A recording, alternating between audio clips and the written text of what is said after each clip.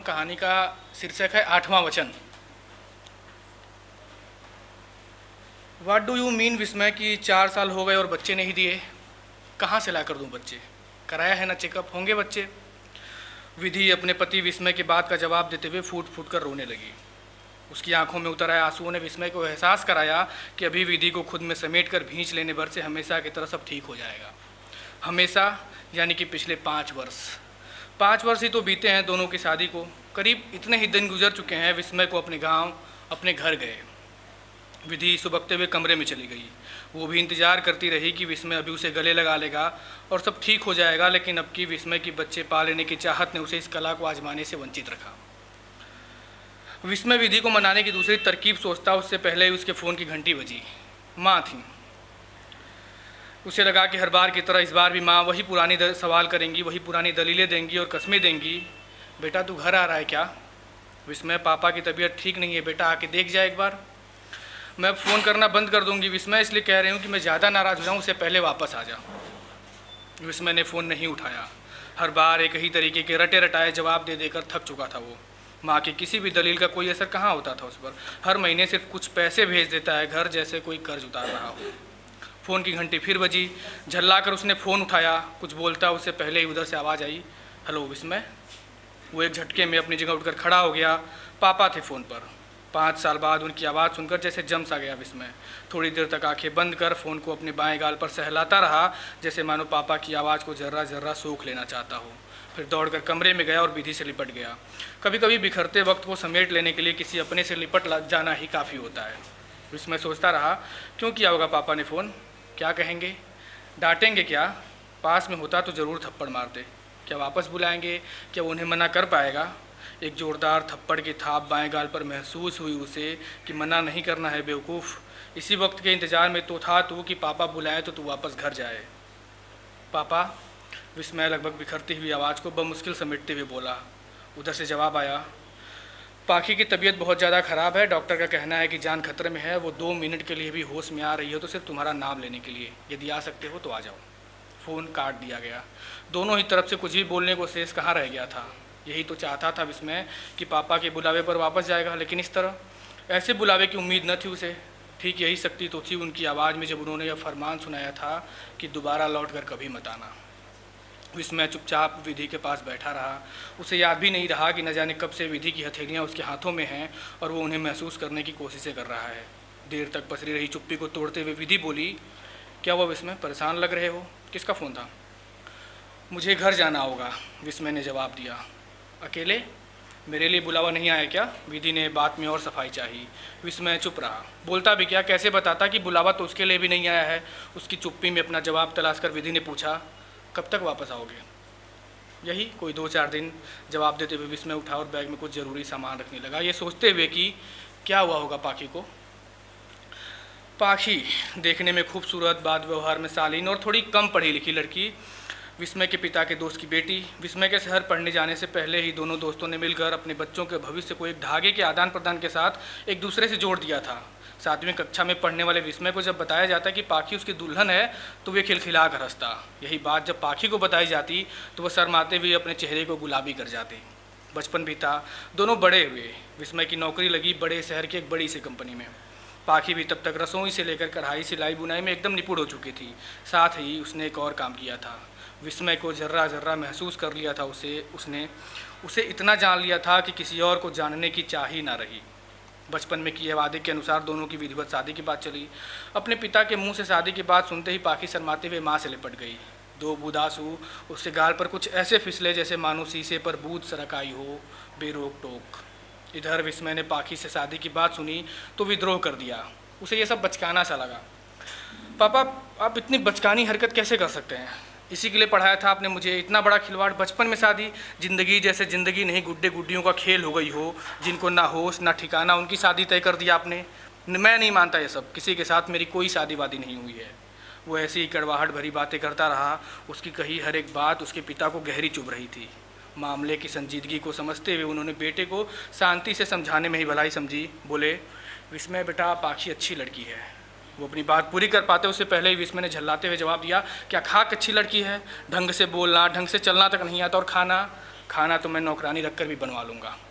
विस्मय की बातों में निरंकुशता की वजह से उसके पिता का सब्र भी बारिश में मिट्टी के ढेले की भांति गलने लगा था, लेकिन उन्होंने गुस्से को घूंटते हुए एक आखिरी कोशिश करनी चाहिए। वे विस्मय के पास गए और उसके पसीने से तर तमतमाते चेहरे की आँच को महसूस किया। फिर एकदम मध्यम आवाज़ में बोले, बेटा, पाखी के पिता जिगरी यार है मेरे, मैंने वादा किया है, निभाना तो पड़ेगा, वरना तू ही सोच क्या मुँह दिखाऊँगा मैं उसे। इसके बाद अपने इस बाप की इज्जत के लिए यहाँ कर दे बेटा। पिता ने जितनी हल्की आवाज़ में अपनी बात कही, उसके ठीक उलट विस्मय ने एकदम तमतमाती आवाज़ में कहा, आपकी इज्जत, आपके वादे के लिए मैं अपनी ज़िंदगी के साथ समझौता कर लूँ क्या? नहीं, हरगिज़ नहीं करूँगा मैं ऐसा। ठीक है, फिर निकल जा घर से और लौट कर कभी मत आना। फरमान सुना दिया गया। माँ ने चाहा कि बेटे को रोक लें, लेकिन ना तो पति के फरमान के खिलाफ वो उतनी कोशिश कर सकी और ना ही अपने बड़े हो चुके बेटे पर उसके बचपने जैसा अधिकार जताने की उनकी हिम्मत हुई। विस्मय के शादी से इनकार कर चले जाने की बात जब पाखी ने सुनी तो उसे लगा जैसे मन की मुंडेर पर एक पाँव के सहारे टिका उसका दिल किसी के अचानक छू लेने भर से कहीं किसी गहरी खाई में जा गिरा है। वो साल भर उसे खत भेजती रही, ना तो उसने खत के जवाब की चाह रखी और ना ही उसकी चाहत के उलट किसी खत का जवाब आया। माँ के पास विस्मय के एक फ़ोन कॉल के बाद पाखी ने खत भेजने भी बंद कर दिए। वही फ़ोन कॉल जिसमें विस्मय ने बताया कि उसने शादी कर ली है। विस्मय घर जाने के लिए ट्रेन में बैठ गया। उसके बैग में कुछ लिफाफे हैं। इन लिफाफों में वही खत है जो पाखी भेजती रही थी 1 साल तक। इतने दिनों बाद पाखी का जिक्र सुनकर निकलते वक्त दराज से निकालकर इन लिफाफों को भी विस्मय ने रख लिया था। आज ना जाने क्यों विस्मय की उंगलियां और नज़रें इन लिफाफों के इर्द गिर्द ही मंडरा रही थीं। बच्चे ना होने की वजह से विधि के साथ भी आजकल अक्सर ही झगड़े होने लगे थे। वो खुद को एकदम उलझा हुआ पा रहा था। अचानक से उसने सोचा कि जिस पाखी से शादी ना करने के नाम पर उसने सब कुछ उलट पलट दिया, आज उसकी तबीयत की खबर सुनकर तुरंत वापस लौटने को तैयार कैसे हो गया? क्या यह सच में पाखी की चाहत ही है जो उसे अपनी ओर खींच रही है, या कुछ और? 4 साल से तो उसने खत भी नहीं भेजे हैं। ऐसे ही तमाम उधेड़ बुन में गुथा विस्मय ना चाहते हुए भी एक लिफाफा खोल बैठा। एक मुद्दत से खुद को पढ़े जाने को छटपटा रहे उन खतों में जैसे फिर से जान आ गई हो। वैसे भी खत पुराने होते ही कहाँ हैं? अपने लिखे जाने के चाहे कितने ही वक्त बाद क्यों ना पढ़े जाएं, मन को वापस पुराने दौर में लौटाकर एकदम हरा कर देते हैं। कैसे हो विस्मय? ठीक तो नहीं होगे? यहाँ भी हम दोनों के ही मम्मी पापा का बुरा हाल है। सब सिर्फ चुप चुप रहते हैं। मैंने उनको समझाने की कोशिश भी की कि कुछ नहीं है, कुछ नहीं हुआ है, वो बस थोड़ा सा नाराज़ होकर चला गया है, आ जाएगा कुछ दिनों में। छोटी छोटी बातों पर चिढ़ जाने और नाक पर गुस्से को पनाह देने की आदत तो बचपन से ही है उसकी, लेकिन मेरी कोई बात सुनता ही कहाँ है। सब उल्टा मुझे ही बोलते हैं कि मैं सदमे में हूँ। अब तुम ही बताओ, अकेले कितना संभालूँ मैं? यदि तुम होते ना तो हम मिलकर सब वैसे ही ठीक कर लेते जैसे बचपन में ठीक कर लेते थे। अरे मैं भी पागल ही हूँ, तुम होते तो ऐसा कुछ होता ही कहाँ। लेकिन यार तुम गए क्यों? मुझे तो बता दो ना प्लीज़। देखो मैं किसी को कुछ नहीं बताऊँगी। बचपन में मैंने तुम्हारे कितने सारे सीक्रेट छुपा कर रखे थे, कभी किसी को नहीं बताया, आज तक नहीं। विस्मय ने झल्ला कर खत को मुट्ठी में मरोड़ते हुए बुनबुनाया, हट, बचपन बचपन बचपन, अब सारी उम्र उसी बचपन की पूंछ पकड़ के गुजरेगी क्या? उसने अपनी आंखें मूंद ली, मानो खुद को झूठी तसल्ली देना चाह रहा हो कि कहीं कुछ भी उसकी वजह से नहीं बिगड़ा है। थोड़ी ही देर में आंखें खुद ब खुद खुल गईं। बंद आंखें हमेशा सिर्फ सच ही दिखाती हैं। फ़ोन पर आए मैसेज से विस्मय का ध्यान टूटा। विधि का मैसेज था। पूछ रही थी कि कहाँ पहुँचे और साथ ही ये बता भी रही थी कि डॉक्टर ने फिर से बुलाया अभी चेकअप के लिए। विस्मय ने मैसेज का जवाब दिया और दूसरा खत निकाल लिया। फिर से ना चाहते हुए भी, शायद अब उसके मन में उसके खिलाफ लामबंदी शुरू हो चुकी थी, या शायद कोई मुकदमा शुरू हुआ था उसके ही खिलाफ, जिसमें अपनी ओर से दलीलें पेश करने के लिए वो पाखी के भेजे खतों का प्रयोग कर रहा था। विस्मय, मुझसे नाराज़ हो क्या? खत का जवाब क्यों नहीं दे रहे?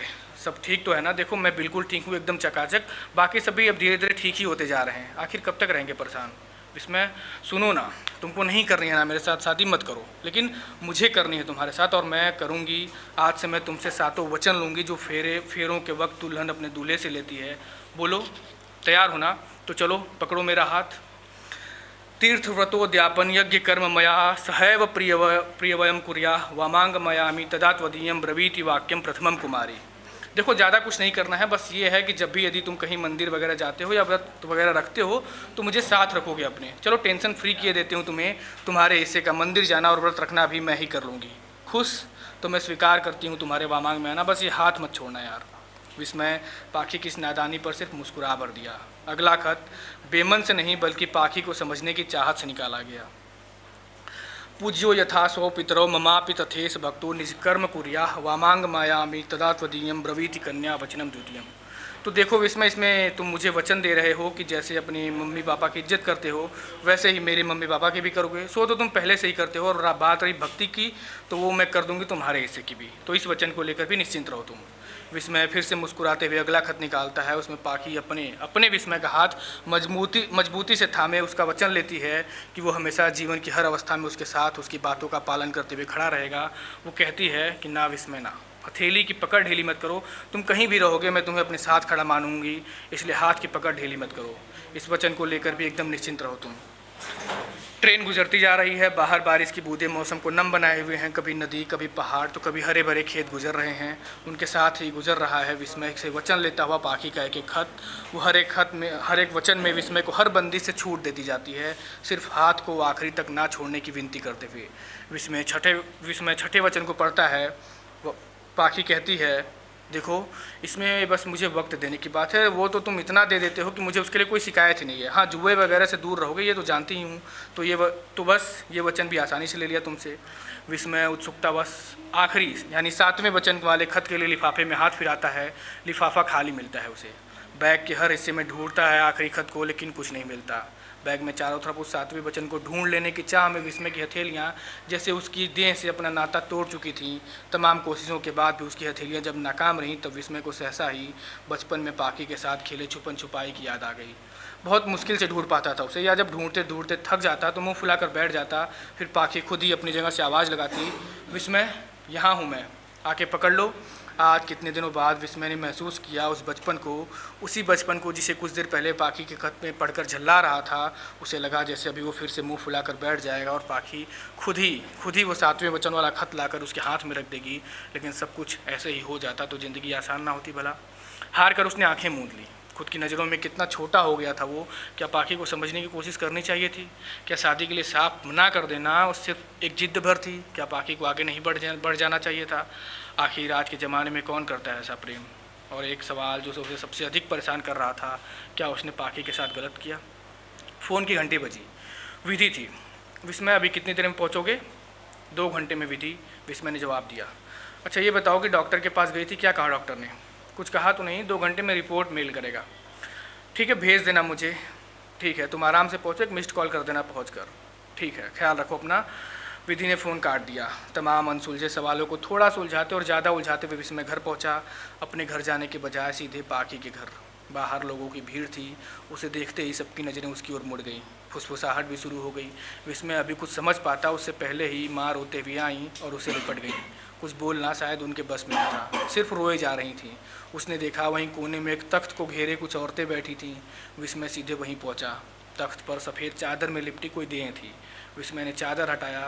पहली नज़र में लगा कि 16 श्रृंगार करके कोई नई नवेली दुल्हन लेटी है। ध्यान से देखा तो पाखी थी। 16 श्रृंगार किए नई दुल्हन की तरह, मांग में सिंदूर, सोने के गहनों से सजी हुई, सिंदूरी रंग की पियरी पहने हुए, लेकिन ऐसे शांत शायद पहली बार। विस्मय ने हौले से उसके गालों को छुआ। एकदम ठंडे पड़ चुके थे। बचपन, पाखी के सजोए बचपन से तमाम हिम्मत बटोरते हुए उसने पुकारा, पाखी। उधर से कोई जवाब नहीं मिला। वो भी जानता था कि नहीं मिलेगा जवाब, लेकिन सिर्फ एक आखिरी बार बुलवा लेना चाहता था पाखी से। उसे उसके प्रेम के बदले सिर्फ कुछ पल के लिए ऐसा ही प्रेम लौटाना चाहता था, लेकिन शायद अब बहुत देर हो चुकी थी। तो वहीं तख्त के पास बेसुध सा बैठ गया। पाखी की माँ आई और उसके हाथ में एक लिफाफा पकड़ाते हुए उसके बालों को सहला गई। विस्मय ने भीड़ से थोड़ी दूर जाकर लिफाफे को खोला। पन्ना था एक। विस्मय उस पन्ने पर लिखे हुए को पढ़ता, उससे पहले ही उसका फ़ोन बज उठा। विधि थी। हाँ विधि, मैं पहुंच गया। विस्मय ने औपचारिक जानकारी देते हुए फ़ोन काट देना चाहा। विस्मय, मैंने रिपोर्ट भेज दी है, देख लेना। विधि भरभराई आवाज़ में बोली। फ़ोन कट गया। विस्मय ने तुरंत रिपोर्ट देखी। रिपोर्ट के साथ ही विधि का एक मैसेज था, सॉरी। रिपोर्ट बता रही थी कि विधि अब कभी माँ नहीं बन सकती। विस्मय ने विधि के मैसेज का जवाब दिया, I love you my dear wife, I will be there with you very soon, I promise you will have a wonderful and exciting life ahead. Vismay ने विधि का जवाब देने के बाद दूसरे हाथ में फड़फड़ा रहे पन्ने को खोला। उस पर लिखा था, क्या हाल विस्मय बाबू? अरे चौंको मत, आज बहुत खुश हूँ इसलिए ऐसे बोल रही हूँ। खुश क्यों हूँ यार? सवाल बहुत करते हो। खुश इसलिए हूँ कि आज से तुम मेरे पति और मैं तुम्हारी पत्नी बन जाऊँगी। आज आखिरी वचन लेना है, फिर हमारी शादी पूरी। तो फिर देर क्यों, चलो शुरू करते हैं। पकड़ो मेरा हाथ। परस्त्रियं मातु समां समीक्ष स्नेहं सदा चेन्मयी कांत कुर्या वामांग मायामी तदा त्वदीयं ब्रूते वचः सप्तमंत्र कन्या। तो देखो विस्मय बहुत आसान है, बस किसी और लड़की वड़की की तरफ अच्छे बच्चे की तरह देखना है, और हाँ हमारे बीच किसी को नहीं आने दोगे, इसका तो पूरा विश्वास है तुम पर। तो बस दे दिया तुमने सातों वचन, आ गई मैं तुम्हारे वामांग में। मुबारक हो विस्मय, अब आप पाखी के पति हैं, पाखी आपकी पत्नी है अब से। क्या कहा? बहुत खुशी हो रही है। हाँ यार मुझे भी, सच बताऊँ तो इस दिन का इंतज़ार कब से था मुझे। मेरा बस चला होता ना तो मैं तुम्हें शहर पढ़ने भी ना जाने देती, उसी वक्त ये सातों वचन लेकर तुम्हें अपने पल्लू से बांध लेती। अब ज़्यादा हंसो मत, जल्दी से कुछ मीठा खा लो, मैं भी खा लेती हूँ, माँ से खीर बनाने को बोला है। अच्छा विस्मय सुनो ना, एक 8वां वचन भी दोगे क्या? लौट आने का वचन बोलो, लौट आओगे ना? शुक्रिया।